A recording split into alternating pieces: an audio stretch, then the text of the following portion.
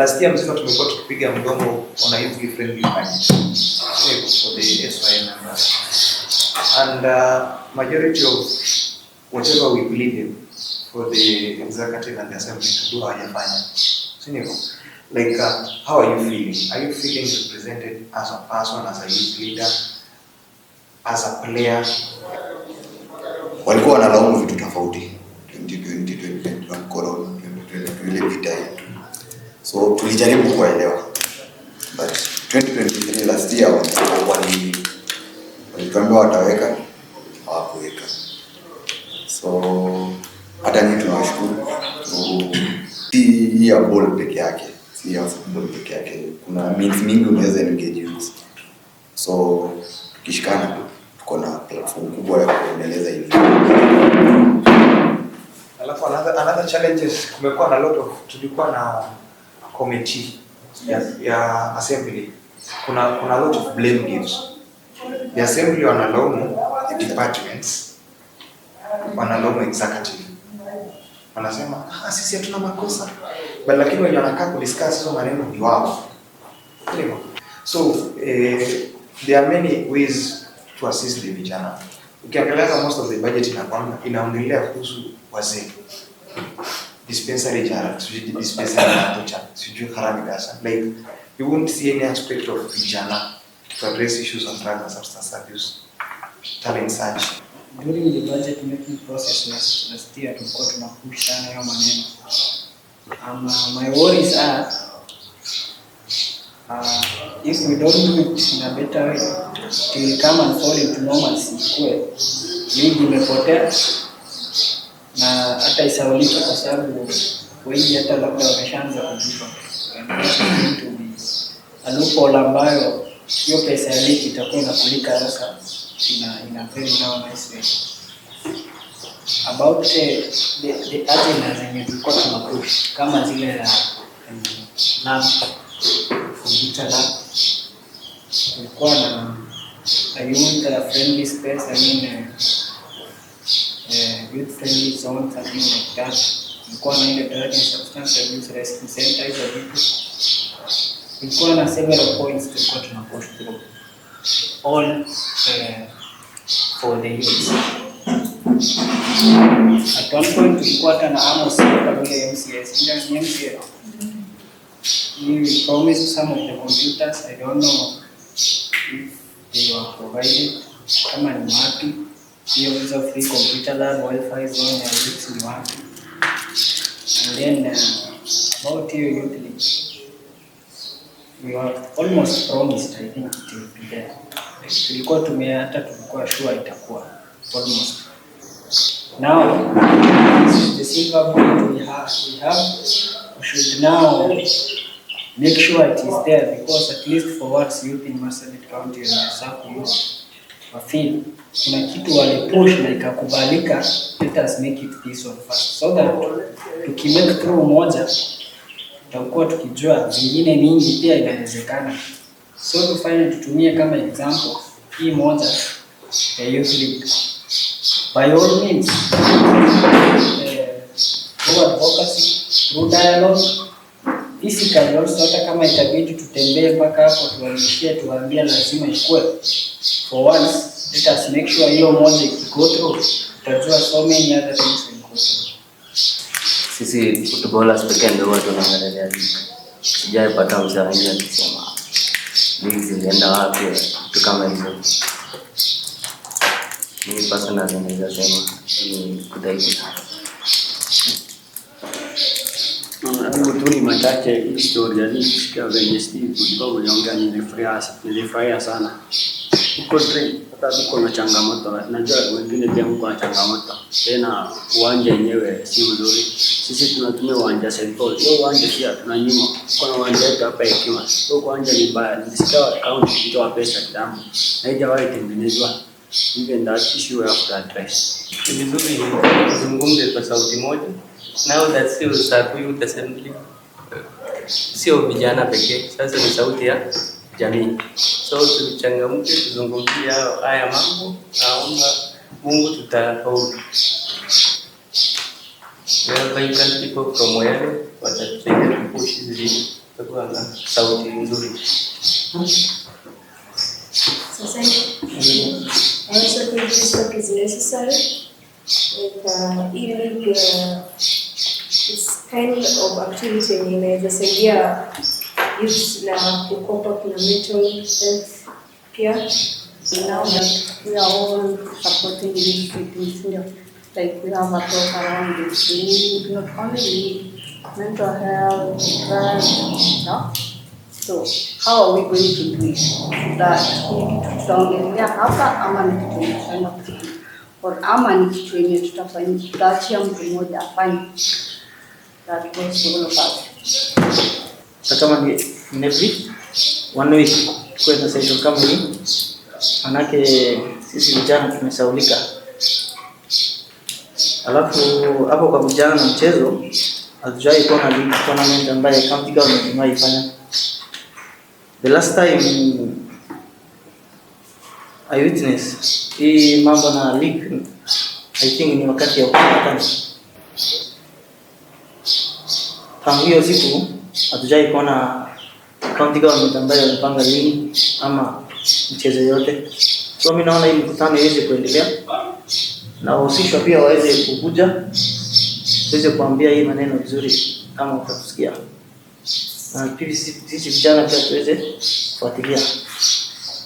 Na sina mambo peke yake ya mchezo, kuna mambo mingi kwa government ama hata kwa national government na hata 30% ambayo vijana wanaweza kufaidika. Yeah, I think naona hii ni necessary tuendelee nayo. Like tulidiscuss vitu mingi na tukaangalia issues of unemployment kwa vijana.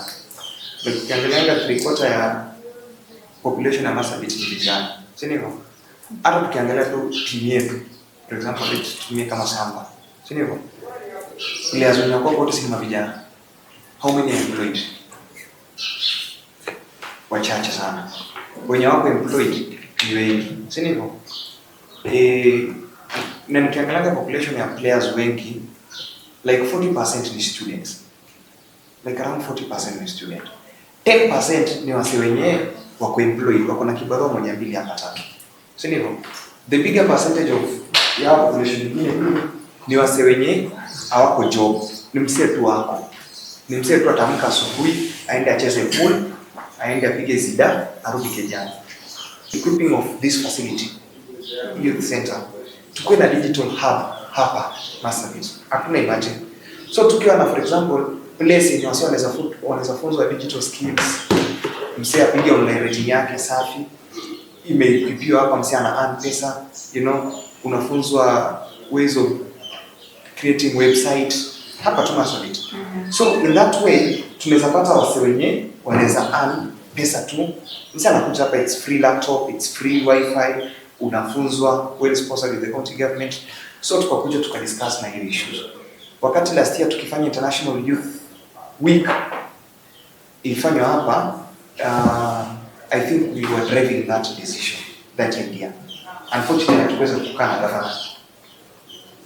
Kuna namna sijui ilifanyika, hatukuweza kukutana na governor. So that idea never actualized to the governor. Then there's issues of idleness. Kwa vijana tumekaa tu. Like kama sahi hakuna tunaendelea, si ndio? Tuna depend players, sisi tuna depend on hizi short leagues, hizi short tournaments, 3 days, 1 week, 4 weeks. Sijaona tunaemekaa sana. Si ndivyo? Hata kama Sagataja pesa wote tumekaa mwaka mzima bila league. Kwa kuja huku mwisho like December zika overflow. And these ukiangalia hizi tournaments zinachezwa ni from well wishers. Mseto anakaa tu anasema like county haiwezi tufikiria kama vijana. So tukasema to address idleness, let us have a discussion where the county government can have in their budget a league. Kitu yenye ni continuous. Like kwa sasa tu tutakuwa tu active.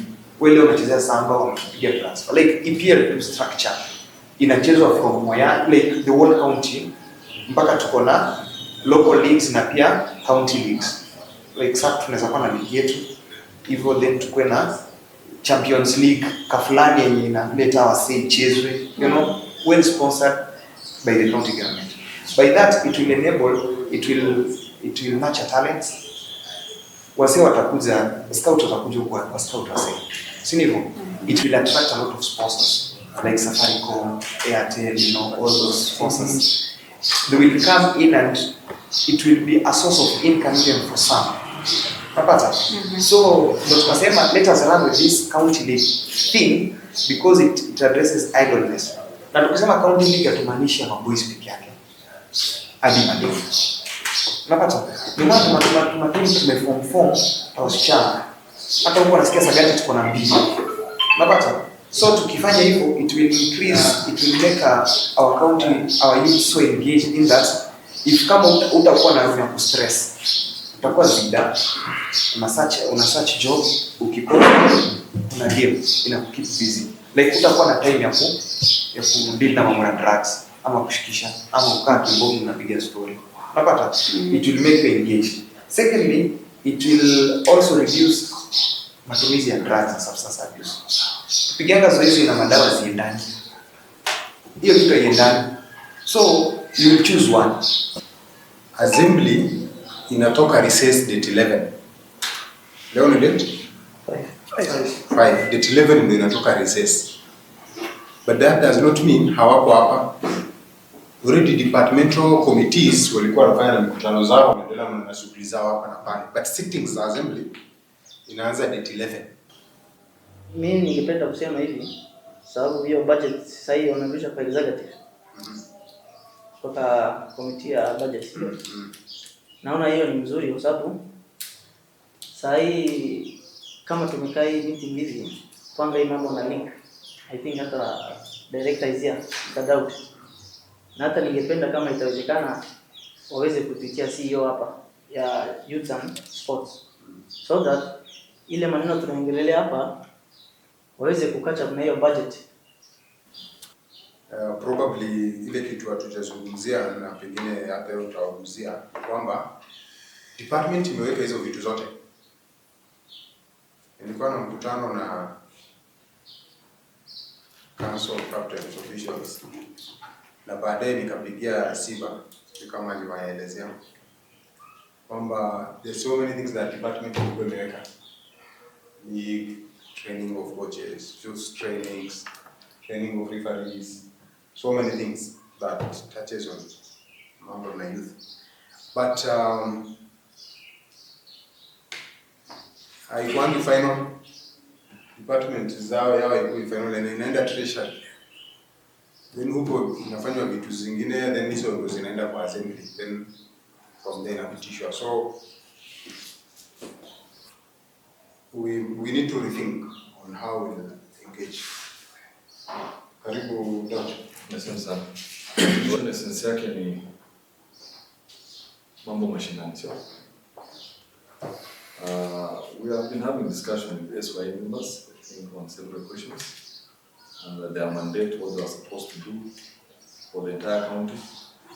The first time session is over, we're looking for the second phase. And the budget process is a very long process. It starts from public participation.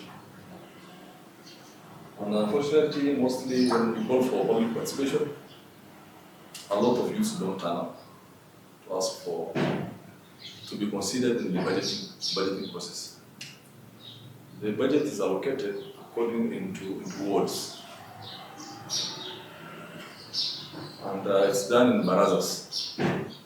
So every ward gives its priority through Department of Planning. That's how it happens, but we know it has its own challenges. But that's where you need to speak up, so that you put what is friendly to the youth in the budget. We have done that several times, successfully sometimes. That's what goes to the assembly. Assembly na chambo with the NCA, yes, some little percentage of the changes that you can make. The other is the department priority that gives what priorities they feel the department has. That one now is filtered, it is gone through in a review. What is possible is given to us.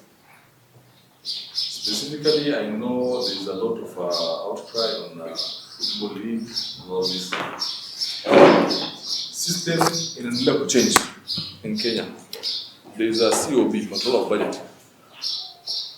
You need to comply with the guidelines that wanapeana. And the challenge yenye tumekuwa naye for sporting activities sana is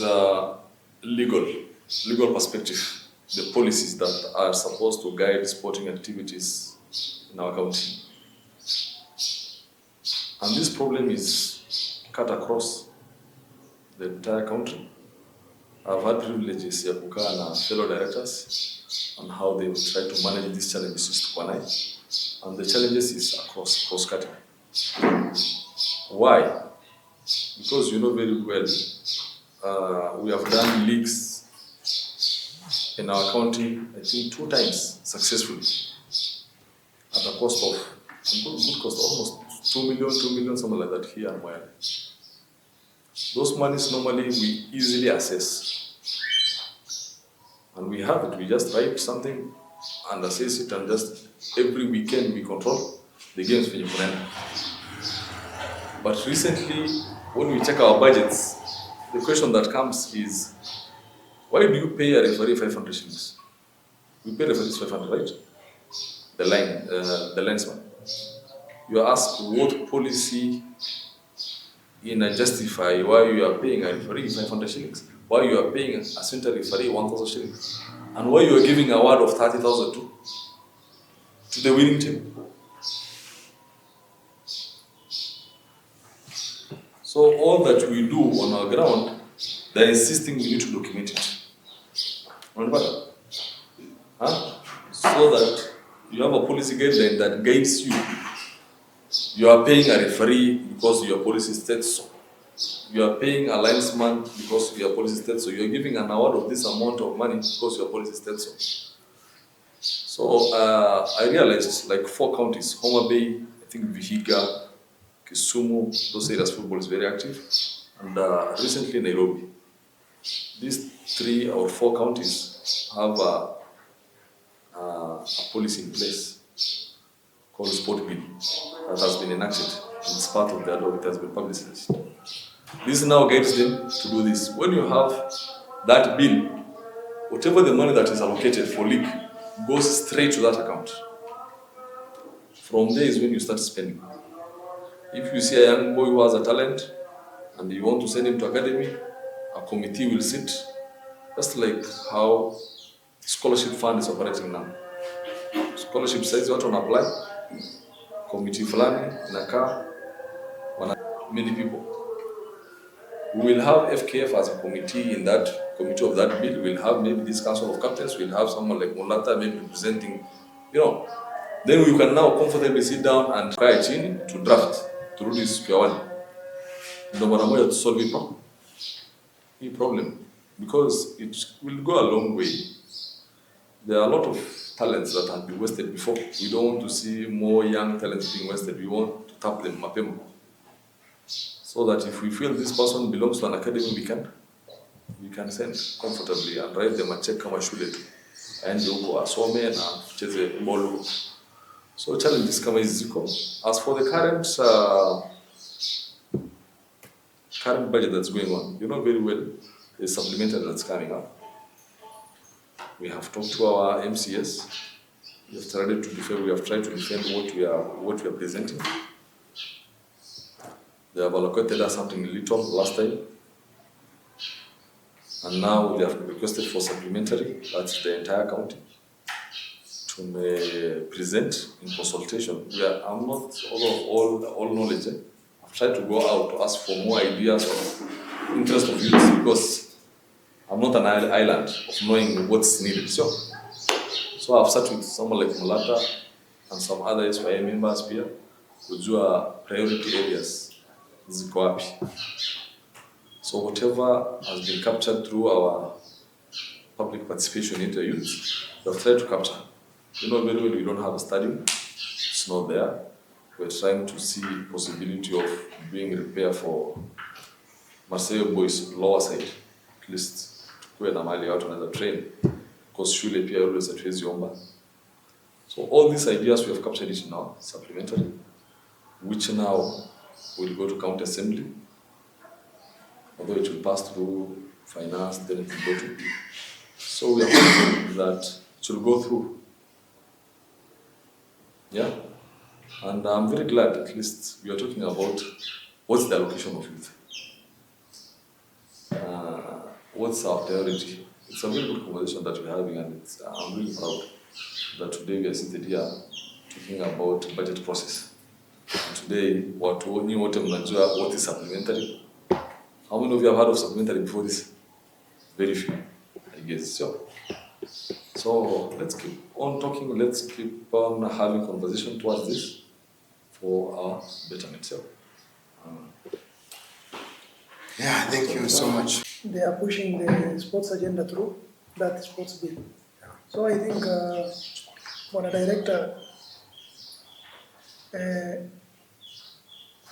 when are we likely to see that you guys, or first of all, the department imechukua hiyo decision ya kuunda hiyo sports bill, sababu kama sijakosea is if something is on a bill, it might be a private bill, right? Public bill, yenye maybe MCA anapeleka.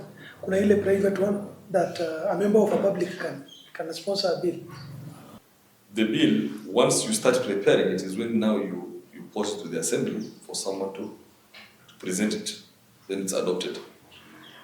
So first, we are not there now. We are not there at the assembly now. Where we are is we are waiting for funding to kickstart the bill. The process of now, before you do the bill, you have public participation. We must sit with all footballers. We agree on this is what we want. The narrations that are there is what you understand. That we'll be playing tournaments, this number in a year, this number of times. We will be playing leagues, this now. All these things need to be documented. We'll be paying our referees this amount. We'll be giving awards for tournament this. For leagues, we'll be giving this. All these things now need to be captured where? In that bill. So before even we go to the assembly, chairman, first of all, there's the public participation part of the bill. Before you collect perspective of the stakeholders, you make a policy on it. After the policy now it becomes a bill. There's that procedure. And probably maybe ndio iweze kueleweka zaidi. Kwa sasa ni budget tu amepropose. Hakuna bill imeanza kushughulikiwa. And an example that I can give is we had a youth policy. I think Mulata, you were with us when you were doing a youth policy, and it has like is it 9 pillars? And that youth policy enabled us to do internship program. You have heard of internship program? But that policy, the first pillar is called Marsabit Youth Community Service Program by CSP. That enabled us to secure funds to do the internship program, where we were engaging guys who have diploma courses, Form 4 leavers, certificate, degree, which we are paying. For a degree 25,000, for a diploma 20, certificate 15, Form 4 leaver something like 10. We did it successfully for, I think, this was our 4th cohort in Elisha Juzi. Elisha, the 4th one. So here it is the idea to secure funds in one account. Without that policy, we would have not done this. The same policy in, I think, policy pillar number 5, it talks about vocational training centers. Now, vocational training centers are beneficiaries of scholarship. They're giving money even to sponsor. You have heard Marsabit counties announce the vocational training centers are free. Right now, I'm a uniform because I don't have a uniform. But if you want knowledge to go and study carpentry, electricity, wiring, and electricians, which come as you just walk there. You can spend there, you can feed from there. And these things are anchored somewhere for it to be a success. So I know it is a step back for all of us.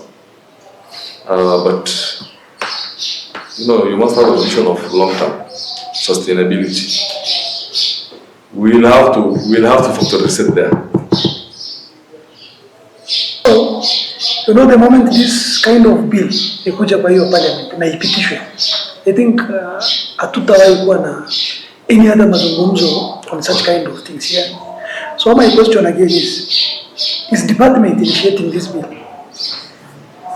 That is where I was headed.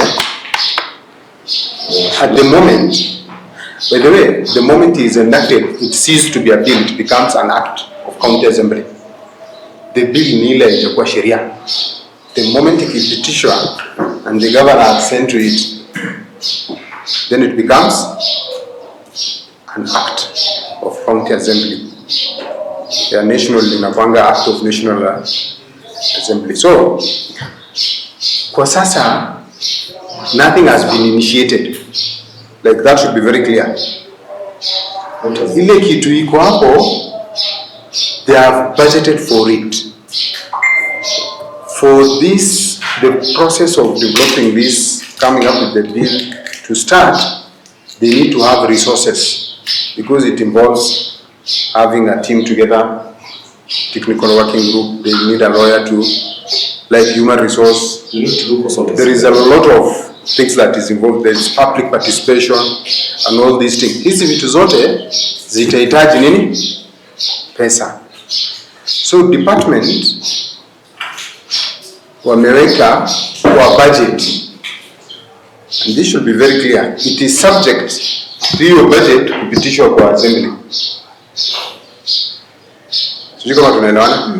Unaona venye tunaweka budget tunasema budget tuwekewe kwa budget ya league iwekwe, budget ya training of coaches iwekwe, budget ya fulani iwekwe. Kama treasury ikifika kwa treasury alafu hawajaiweka iende bila kuwekwa assembly, then it won't happen. Sijui kama tunaelewana? So iko tu kama venye league yetu iko, like the way we are talking about the league, iwekwe kwa budget. The other time walituambia wanaweka but haikuwekwa. The chief officer of budget and planning, we had a sitting with him, but when the budget came out haikuwa. So if their proposal is accepted, the department's proposal is accepted by the Department of Budget and Economic Planning, na waipeleke bila kuitoa, waipeleke assembly na assembly ipitishe, then that process will kickstart because there will be resources to do that. And that answers your question of who is behind it. It is the department because it is it is their baby. That is why they are budgeting for it, because they want it to happen. Nimekujibu? Kama MCA anaweza kama ile private bill tu. Hiyo ndio at least wako na hizo department pia kama yeye atakuwa kwa hiyo kamati wako nazo hao wanaweza fanya? So it's possible. I think maybe hiyo njia ndio kidogo tunaweza kuwa na easy ndani sababu nyingine bado unategemea kuingia huko. Wakikunyima hiyo budget hata hiyo ni supplementary. There is nothing they can do. Tena mwaka mwingine tena. I know where you come from. There's a really sponsored a motion in Parliament for sport bill for all counties, which did not end up Pakamusho, but even it's that document. I think is the same we shared even on our pages. Like it's a private bill, and it's possible. I'm not a lawyer to know details of it, but what I know is also a bill has something else behind it, like. As much as an MP or an MCA can bring it up, there is also that part of it should go through some stages before it reaches there. Things don't happen unless there is a serious interest behind it. And unfortunately, from the way things are, there are no interest of youth with this government. And the reason I'm saying this is because considering the number of the sittings that we have had with the department, with the duty bearers, with the Department of Economic Planning and everything, the more things remain the same.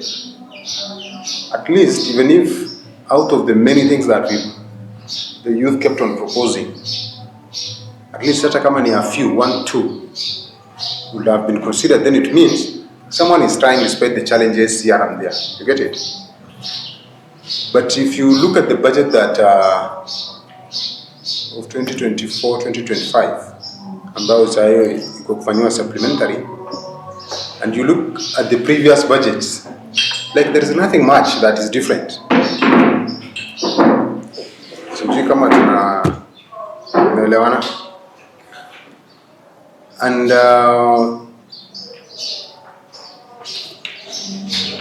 it is important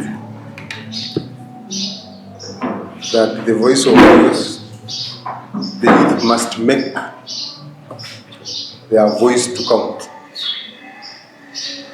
Lazima mutoe sauti yenu isikike. The challenge that is with the public participation during the budgeting processes, zile zinafanywa kwa board level, they are largely developmental priorities in the ziko hapo, like it's not recurrent.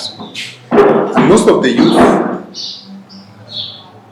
projects, activities, it's in form of, you know, the expenditure is recurrent, like league, prepare kulipa watu, internship, trainings on drugs and substance abuse, on reproductive health rights. All these are recurring budget. It becomes difficult kuiweka kwa development because the controller of budget will not even approve it when if it kikucha. So the executive should be aware of this and be deliberate in ensuring that some of these priorities, because 82% of the population of Marsabit County are below 34 years. Investing in the youth is investing in the county because that is the human resource that you have.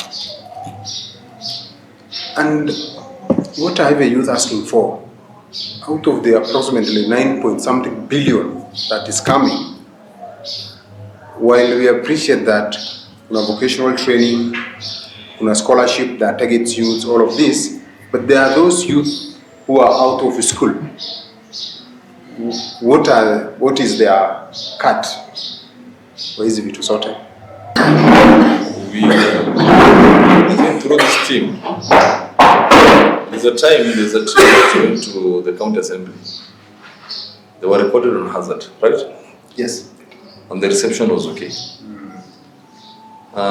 Personally, I've had also conversation with the committee that stands for Department of Education, and they are positive here.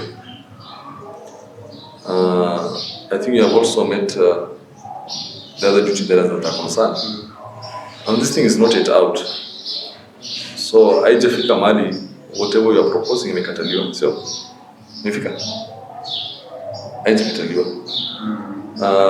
The most important thing is you guys can form a committee that can go to assembly and still, because that the convention is there in the assembly about what's happening to the fate of youths and all this. It's happening. People are talking about it.